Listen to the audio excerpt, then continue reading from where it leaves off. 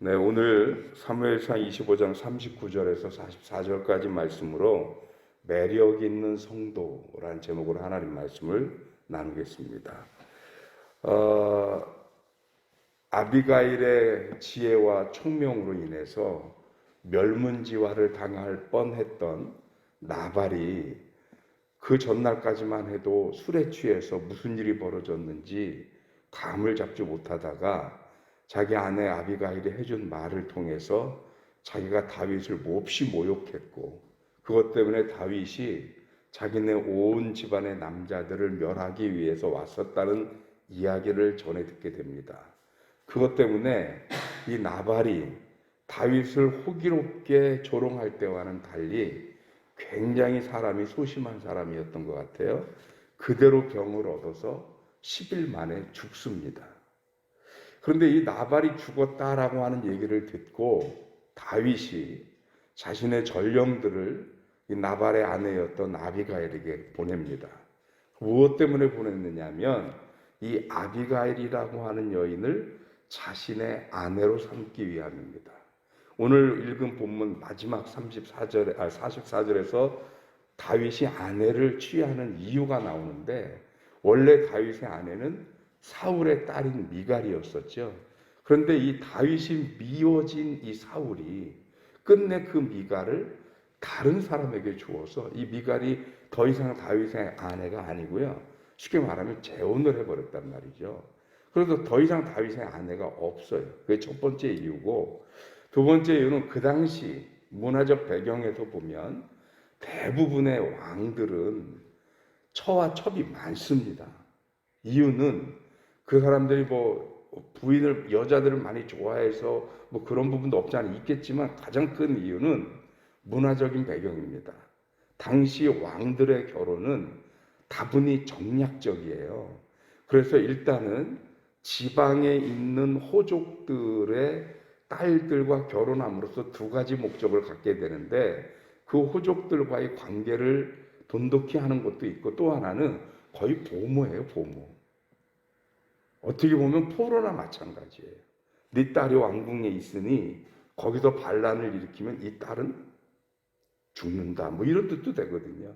그래서 국내에서 지방의 귀족들하고 결혼할 때는 그런 이유가 굉장히 커서, 우리나라에도 역사적 배경에 보면 왕건이 고려라고 하는 나라를 세우고 나서 제일 먼저 한 게 뭐냐, 지방의 호족들과 결혼을 해서 왕건도 부인이 엄청 많았습니다. 그러니까 대부분의 임금들이 그런 거죠. 그리고 다른 나라와의 결혼도 대부분 비슷한 이유입니다. 다른 나라의 왕자 혹은 공주와 본 나라의 임금 또는 왕자들이 정략적인 결혼을 하죠.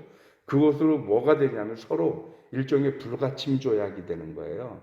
우리끼리는 전쟁하지 말자, 이런 거. 왜 전쟁하면 지금 결혼해서 간 왕자나 공주가 죽게 되잖아요.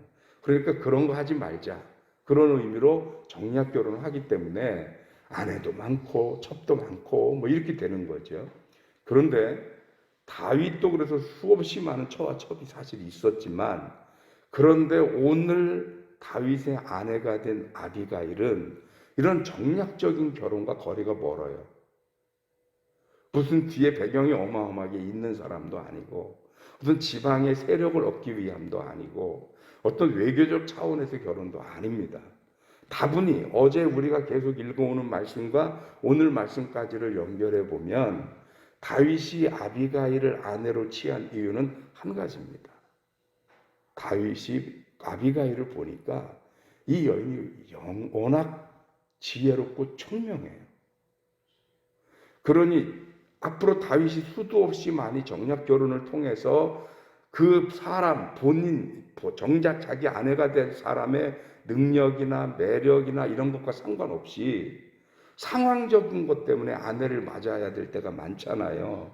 그런데 집안에 그런 사람들 말고 정말 지혜롭고 매력 있고, 그리고 이런 상황에서 어저께 아주 기치를 보여준 그런 이 사려 깊은 아내도 있어야 하겠다 하는 생각이 드는 거죠.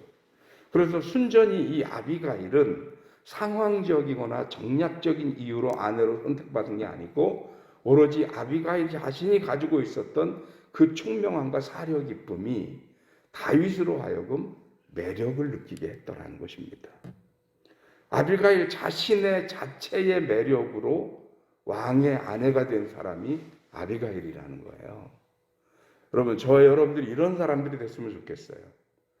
가끔씩 제가 어떤 기관이나 단체에서도 일을 할 때 보면 그 일을 해야 되는 같이 일을 해야 되는 상대가 상황적으로 또는 그 기관의 어떤 부분을 담당하고 있어서 어쩔 수 없이 일해야 될 때가 많아요. 제가 본부에서 일을 좀 하다 내려왔잖아요. 그러다 보니까 가면 아니 어떻게 이런 사람이랑 내가 일을 해야 되지? 별로 실력도 없는 것 같고요. 지금 실력이 없으면 사람이 착하고 선하기라도 해야 되는데 아주 그런 것도 없어요. 뭐 어떻게 하면 빼먹을 거 없나? 뭐 이것만 눈이 뻘개고 찾아보고 그런 사람들이랑 일해야 될 때가 있어요. 너무 난감해요. 그런데 간혹은 나랑 일하는 사람이 아니고 상대방이랑 다른 사람이랑 일해야 되는데 그 사람이 탐날 때가 있어요. 아, 저 사람 괜찮다. 성격도 좋고 일도 잘하고 무엇보다 굉장히 성실하고 견실하다. 이렇게 느껴질 때가 있단 말이죠. 그럼 그 사람이랑 일하고 싶은 마음이 생기거든요. 그런 사람들이랑. 여러분들은 어떤 사람이 되고 싶습니까? 그래서 오늘 제목이 매력 있는 성도입니다. 아비가일이라고 하는 사람이 가지고 있었던 그 사려 깊음과 총명함이 다윗의 관심을 충분히 끌어일으킬 만큼 매력 있는 사람이었던 것처럼 우리도 하나님 앞에서 하나님이 어쩔 수 없이 내가 하나님이고 너는 내 백성이고 그래서 많이 모자라고 부족하지만 그냥 어쩔 수 없이 상황에 끌려서 사용하는 그런 쓰임받는 우리들이 아니라 하나님 보시기에도 우리랑 일하는 것 때문에 나를 쓰이시는 것 때문에 하나님이 기쁘고 뿌듯하고 보람 있는 그런 성도가 되면 어떨까 하는 생각을 해보는 거죠. 그리고 앞으로 우리 교회가 해야 할 일이 아주 그냥 수두룩박죽합니다. 앞으로 할 일이. 그 일을 할 때 이왕이면 우리가 하나님 앞에 어떻게 쓰임받는 사람이 될까 하는 것입니다. 아이고 든든히 서가는 교회 교인도 많지 않은데 누구 쓸 사람 있어 다 써야지 할 수 없이 쓰임받는 우리들이 아니라 내가 든든히 서가는 교회 사람도 많지 않은데 어쩌면 이렇게 그냥 꼭 필요한 사람들만 모여서 남 얘기도 아닌데 아멘 하면 무슨 일 생길까 봐 아멘도 안 하시는 거지. 어쩌면 그렇게.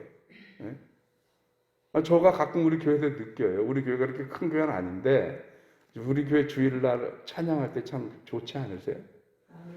어떻게 꼭 2명도 없어요. 각 악기마다 파트마다 딱 1명씩밖에 없어요. 연주할 수 있는 사람이. 그런데 하나같이 괜찮게 하잖아요. 물론 프로페셔널처럼 그렇게는 하진 않지만 그래서 참 감사해요. 그렇게 할 수 있는. 여러분 어지간한 교회들 가보면 악기 사놓고 할 사람이 없어서 놀고 있는 악기가 얼마나 많은지 아십니까?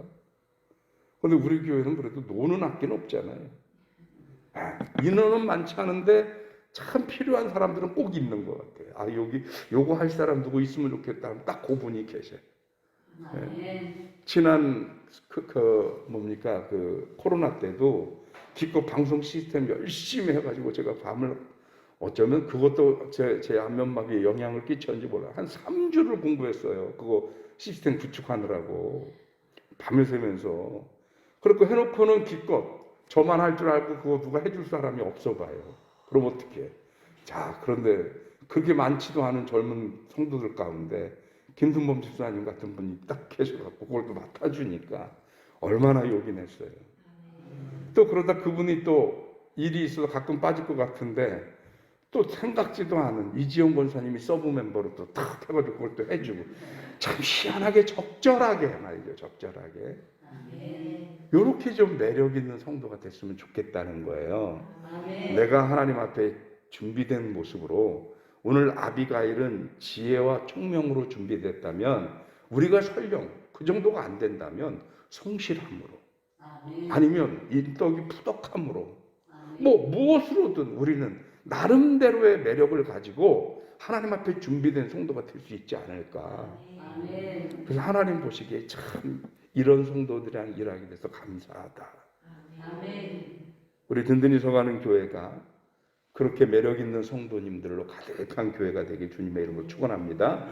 기도하겠습니다. 하나님 고맙습니다. 이 아침 자신이 가진 총명과 그리고 그 사려 깊은 지혜로 그 매력을 발산하며 다윗으로 하여금 스스로 왕의 아내로 삼고 싶어지게 만든 아비가일의 모습을 보면서 우리 또한 하나님 앞에 충분히 하나님의 관심과 마음을 끌을 수 있을 만한 매력 있는 성도가 되기를 원합니다.